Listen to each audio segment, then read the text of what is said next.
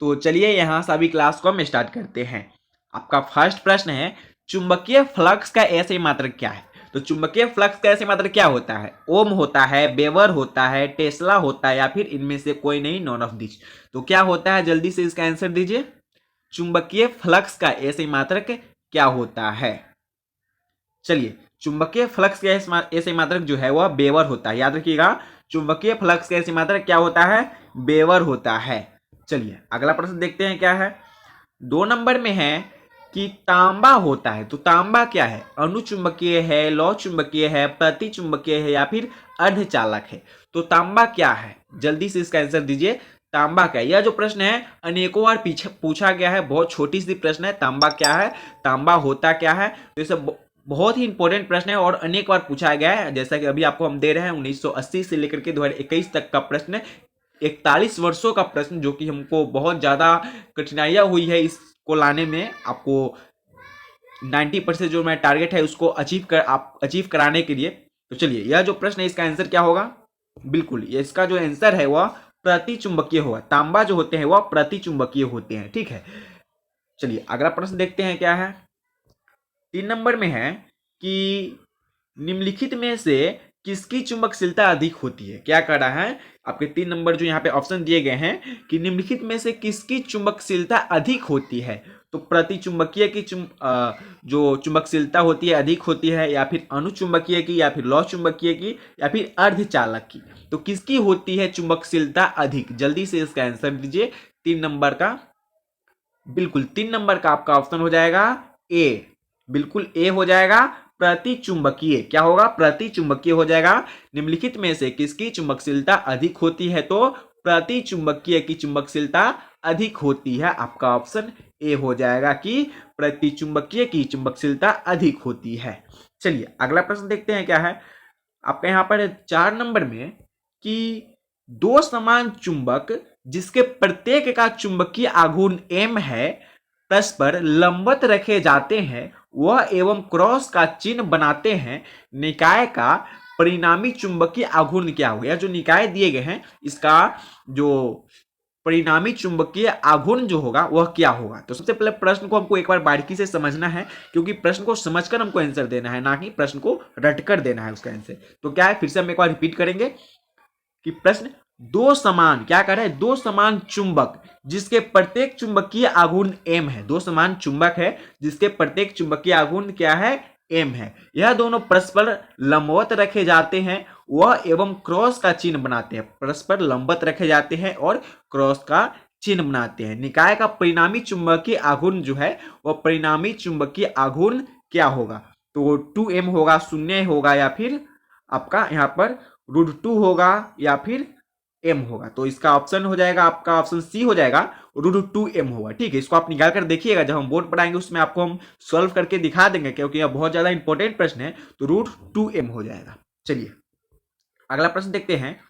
अगला जो प्रश्न है 5 नंबर में, एक प्रबल विद्युत चुंबक बनाने के लिए कौन सी वस्तु बहुत अधिक उपयुक्त होती है? क्या कर रहा है, एक प्रबल चुंबक बनाने के लिए कौन सी वस्तु अधिक उपयुक्त होती है? आपके 4 ऑप्शन दिए गए हैं। वायु ऑप्शन ए है, ऑप्शन बी में है तांबे और निकेल की मिश्र धातु, ऑप्शन सी है इस्पात, या फिर ऑप्शन डी है नरम लोहा। तो क्या होगा इसका आंसर? जल्दी से दीजिए 5 नंबर में। बिल्कुल 5 नंबर का ऑप्शन सी हो जाएगा, सॉरी ऑप्शन डी हो जाएगा, नरम लोहा हो जाएगा। क्या है प्रश्न, इसको बारीकी से समझते हैं फिर आपको बताते हैं कैसे होगा नरम लोहा। चलिए, एक प्रबल विद्युत चुंबक बनाने के लिए क्या करे, एक प्रबल जो विद्युत युक्त चुंबक बनाने के लिए कौन सी वस्तु अधिक उपयुक्त होती है? तो लोहा जो है वह सबसे अधिक उपयुक्त होती है, इसको याद रखिएगा। चलिए अगला जो प्रश्न देखते हैं, बहुत ही इजी प्रश्न आ रही है आपके सामने। चलिए अगला प्रश्न है 6 नंबर में, द्रव और गैस। द्रव और गैस क्या है? ठीक है, आपके द्रव और गैस क्या है, द्रव और गैस इस तरह करके भी आपको आ सकते हैं आपके एग्जाम में। चलिए, लौ चुंबकीय पदार्थ नहीं होते हैं द्रव और गैस, प्रतिचुंबकीय पदार्थ नहीं होते हैं द्रव और गैस, या फिर अनुचुंबकीय पदार्थ नहीं होते हैं, या फिर निर्वात के सदृश चुंबकीय आचरण करते हैं द्रव और गैस। तो क्या नंबर है? 6 नंबर है। 6 नंबर का इसका आंसर क्या हो जाएगा? बिल्कुल 6 नंबर जो है द्रव और गैस। तो द्रव और गैस लौह चुंबकीय पदार्थ नहीं होते हैं, याद रखिएगा। द्रव और गैस लौह चुंबकीय पदार्थ नहीं होते हैं। क्या होते हैं? लौह चुंबकीय पदार्थ नहीं होते हैं, याद रखिएगा। द्रव और गैस, मैं फिर से रिपीट कर रहा हूं, द्रव और गैस लौह चुंबकीय पदार्थ नहीं होते हैं। चलिए अगला प्रश्न देखते हैं क्या है। अगला जो प्रश्न है आपका यहां पर 7 नंबर में कि निम्नलिखित में किस धातु की चुंबकीय प्रवृत्ति 1 से कम और ऋणात्मक होती है? क्या कर रहा है? निम्नलिखित में से किस धातु की चुंबकीय प्रवृत्ति 1 से कम और ऋणात्मक होती है? क्या कर रहा है? 1 से कम और ऋणात्मक होती है। क्या चीज? धातु की चुंबकीय प्रवृत्ति। धातु की जो चुंबकीय प्रवृत्ति होती है वह 1 से कम और ऋणात्मक होती है। तो कौन होता है? फेरोमैग्नेटिक, पारामैग्नेटिक, डायमैग्नेटिक या फिर इनमें से कोई नहीं, नॉन ऑफ दिस। तो क्या हो जाएगा इसका आंसर? जल्दी से दीजिए आप लोग।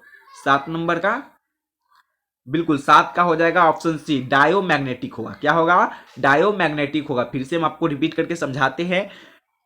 निम्नलिखित में किस धातु की, क्या कर रहा है? किस धातु की चुंबकीय प्रवृत्ति, धातु की चुंबकीय प्रवृत्ति 1 से कम और ऋण होती है? इनमें आपके 4 ऑप्शन दिए गए हैं। इनमें से कौन सी धातु है जिसकी चुंबकीय प्रवृत्ति 1 से कम और ऋण भी होती है, ऋणात्मक भी होती है?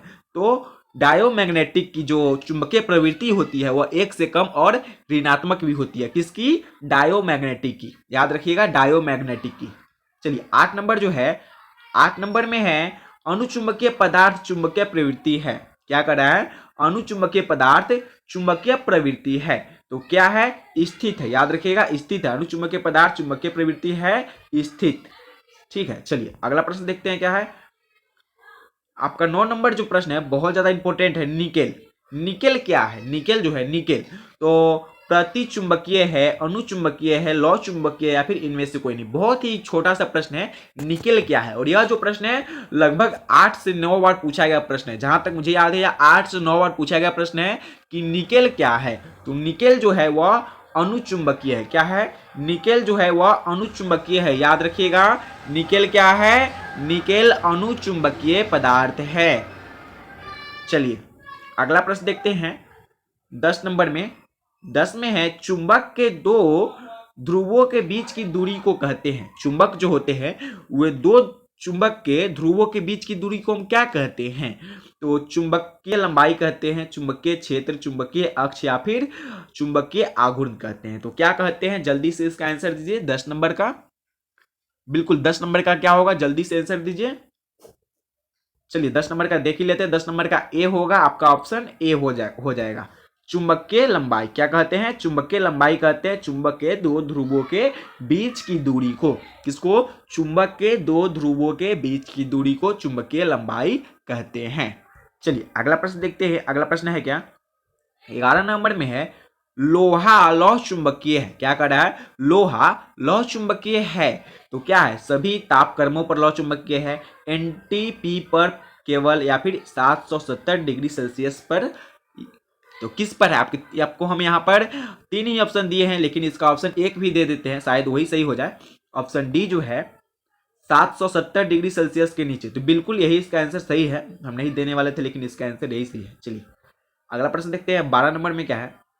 12 नंबर जो है क्यूरी तापक्रम के ऊपर लौह चुंबकीय पदार्थ होते हैं।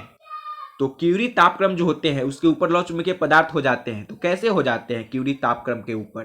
तो पारामैग्नेटिक हो जाते हैं। कैसे हो जाते हैं? पारामैग्नेटिक हो जाते हैं। याद रखिएगा, क्यूरी तापक्रम के ऊपर लौह चुंबकीय पदार्थ पारामैग्नेटिक हो जाते हैं।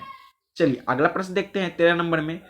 13 में है वायु की चुंबकीय प्रवृत्ति होती है। तो वायु की चुंबकीय प्रवृत्ति कैसी होती है? इसका आंसर दीजिए। वायु की चुंबकीय प्रवृत्ति कैसी होती है? धनात्मक होती है, ऋणात्मक होती है, शून्य होती है या फिर धनात्मक एवं ऋणात्मक दोनों होती है? तो कैसी होती है? बिल्कुल वायु की चुंबकीय प्रवृत्ति जो होती है वह शून्य होती है। याद रखिएगा, कैसी होती है? शून्य होती है वायु की चुंबकीय प्रवृत्ति। चलिए अगला प्रश्न देखते हैं 14 नंबर में। 14 में क्या है? 14 नंबर में है निम्नलिखित में से डायोमैग्नेटिक कौन है? क्या कर रहा है? निम्नलिखित में से डायोमैग्नेटिक कौन है? तो डायोमैग्नेटिक क्या है? तो डायोमैग्नेटिक हीलियम है। ठीक है, He, हीलियम। एच आई, आप लोग सोच रहे होंगे एच आई, लेकिन हीलियम का सूत्र एच ई होता है, ना कि एच आई होता है। तो हीलियम है, सॉरी हम तो सूत्र बोल रहे हैं, आपको सूत्र अपने से याद करने के लिए बोले थे ना, हम सूत्र नहीं बोलेंगे, सिर्फ एच ई बोलेंगे। चलिए अगला प्रश्न देखते हैं क्या है। एक